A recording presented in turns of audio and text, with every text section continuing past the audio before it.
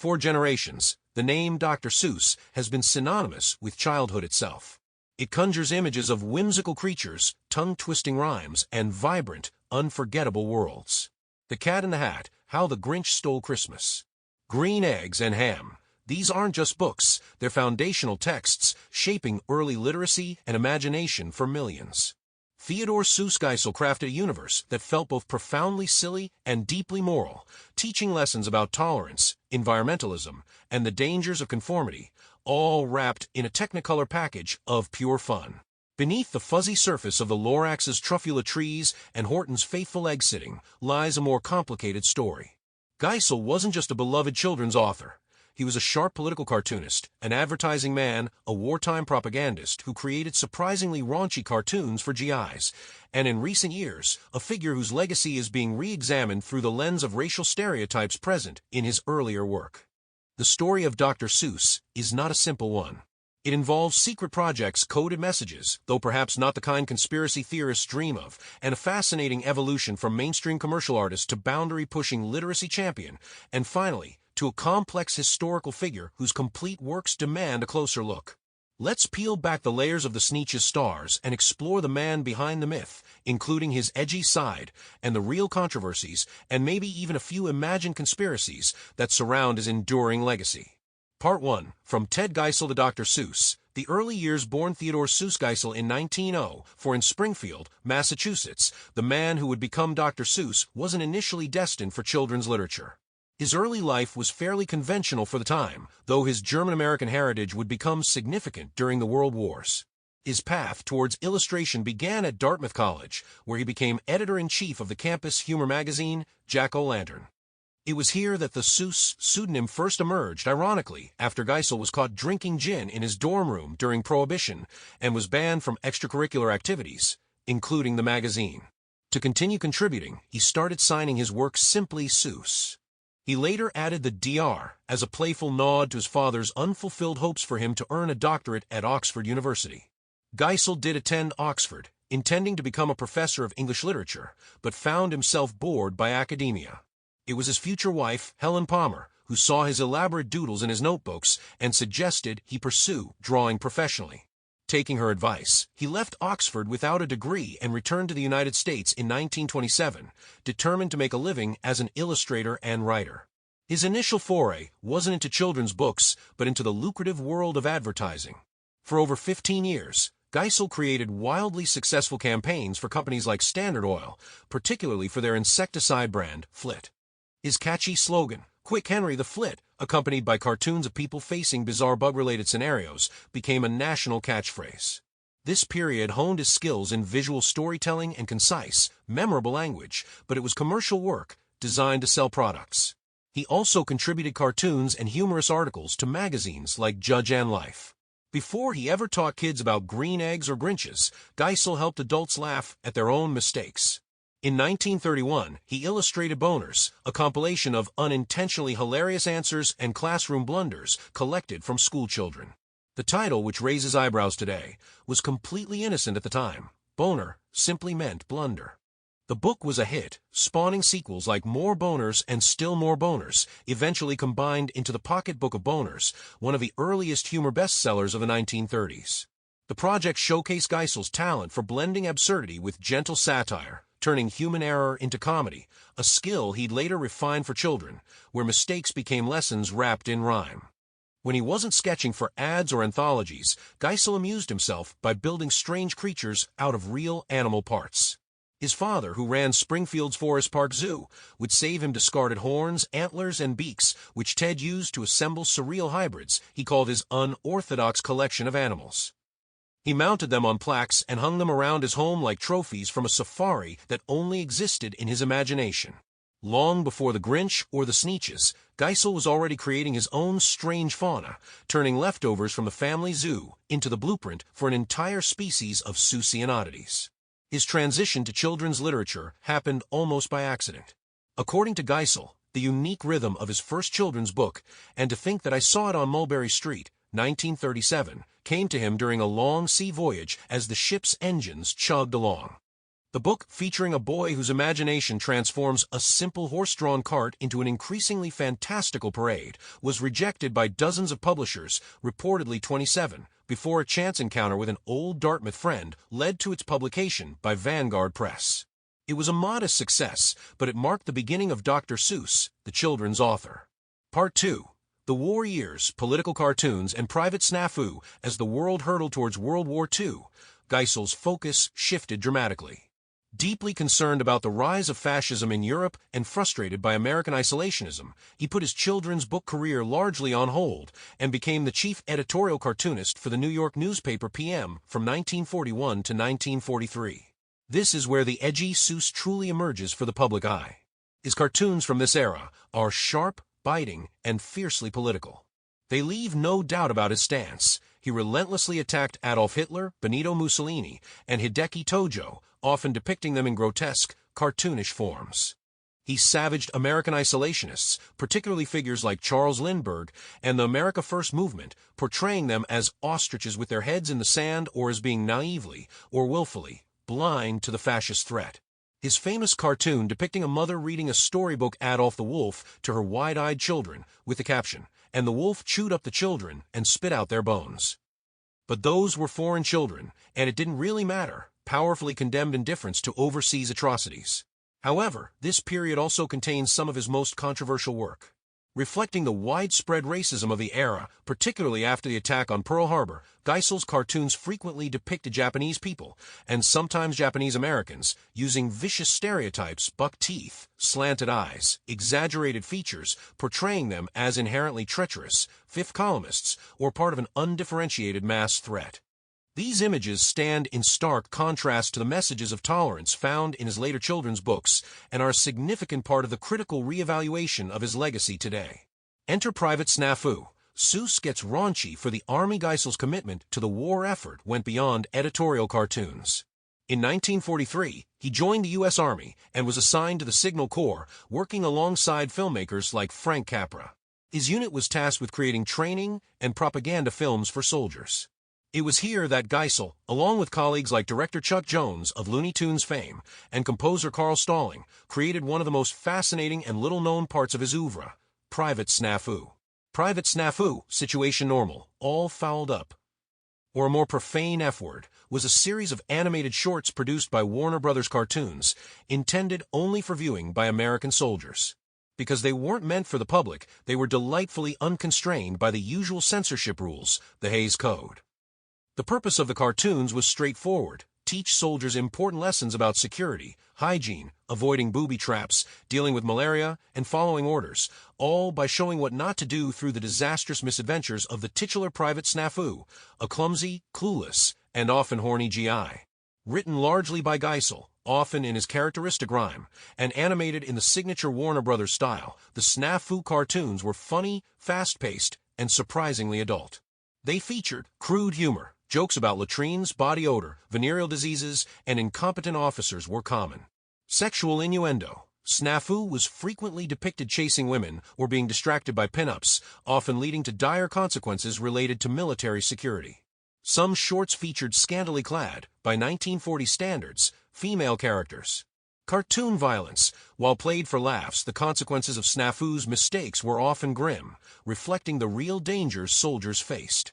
He might accidentally blow himself up, get captured, or lead his comrades into an ambush. Mild profanity. While not constant, the language was saltier than anything found in mainstream animation. Mel Blanc, the legendary man of 1,000 voices behind Bugs Bunny, Daffy Duck, and countless Looney Tunes characters, also lent his vocal talents to Private Snafu. His manic timing and elastic delivery gave the bumbling soldier a distinct personality, half-hapless recruit, half-cartoon everyman, making the Army's training films as entertaining as they were educational. The Snafu series was incredibly effective. By using humor and animation, the Army could deliver essential training messages in a format soldiers would actually watch and remember. Geisel's contribution was key, blending his rhyming style with the practical needs of military instruction. He remains a fascinating example of edgy Seuss, using his unique talents for a very specific, non-child-friendly purpose. He also created pamphlets and other materials, including contributing to the design of posters for the Treasury Department promoting war bonds. Part 3. Post-war boom, literacy, Loraxes, and lessons after the war.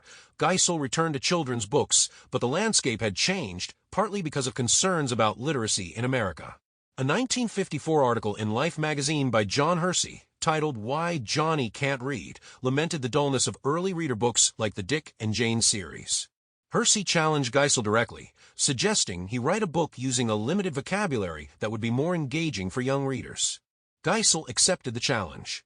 Given a list of 348 basic words, he struggled initially, finding the restriction creatively stifling. The breakthrough reportedly came when he decided to use the first two rhyming words he could find from a list, cat and hat. The result was The Cat in the Hat, 1957, a book that revolutionized children's literature. Using only 236 distinct words, it told a chaotic, funny, and utterly captivating story that made learning to read feel like an adventure, not a chore. It was an instant phenomenon and led to the creation of Beginner Books, a publishing imprint co-founded by Geisel himself, dedicated to creating high-interest, low-vocabulary books for early readers. This period marked the height of Dr. Seuss's fame and creative output.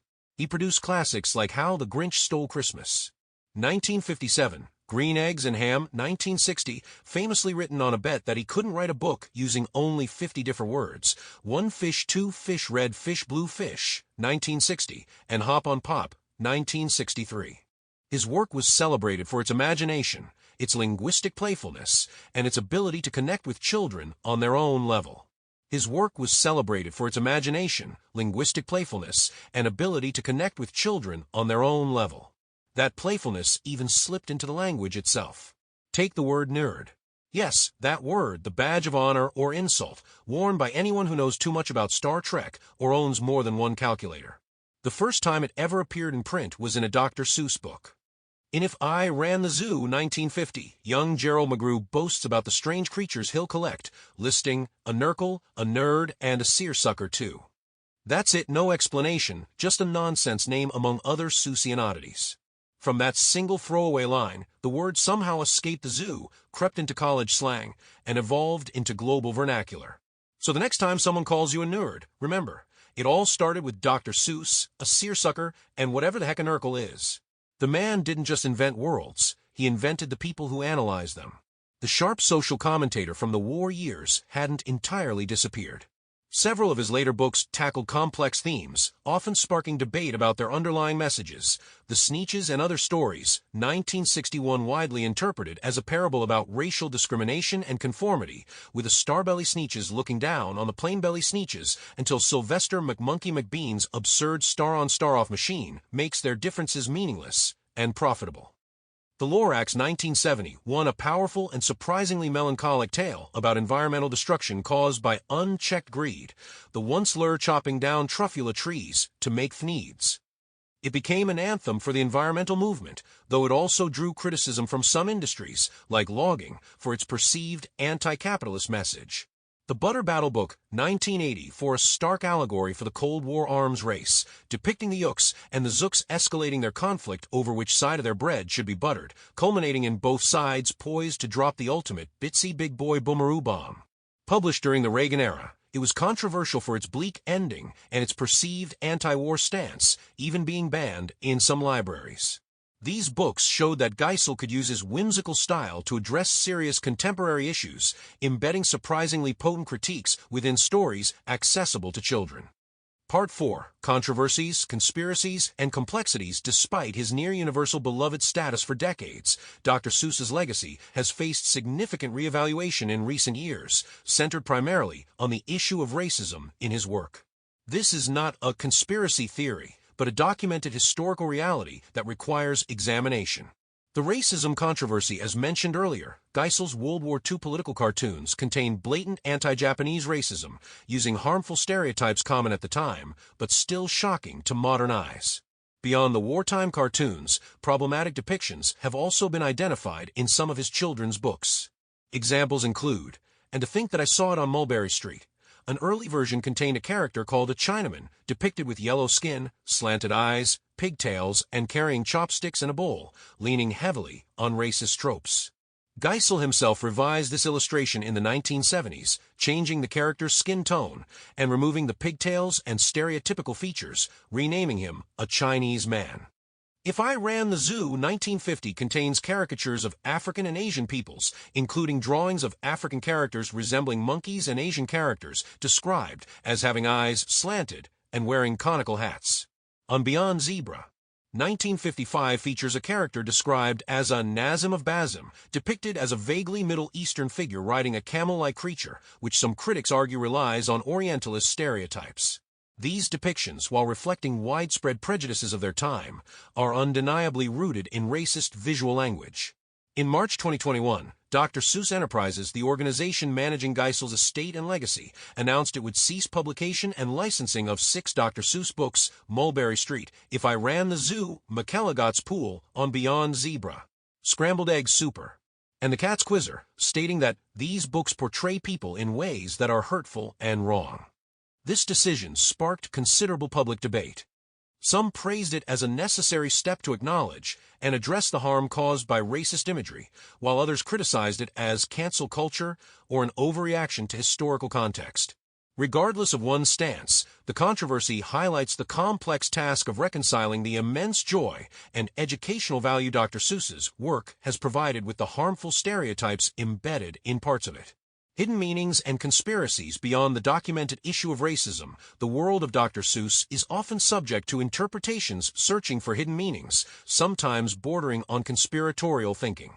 While books like The Lorax and the Butter Battle book carry clear, allegorical weight, fans and critics have sometimes read deeper, more specific political or social agendas into his simpler works. Is green eggs and ham about trying new things, or is it propaganda for? Some might playfully suggest it's a commentary on conformity or peer pressure. Is Yertle the Turtle 1958 just about a power-hungry turtle, or is it a direct allegory for Hitler?